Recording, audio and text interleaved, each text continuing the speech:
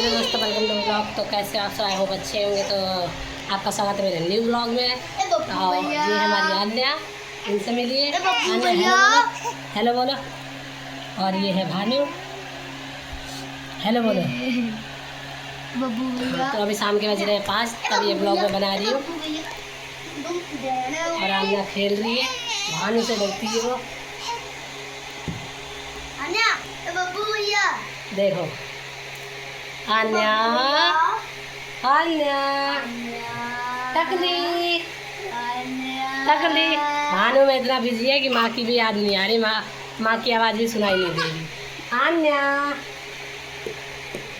टकली, अच्छा बेटे, अच्छा।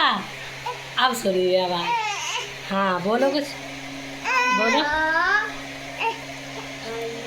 अब मेरी पक जाएगी।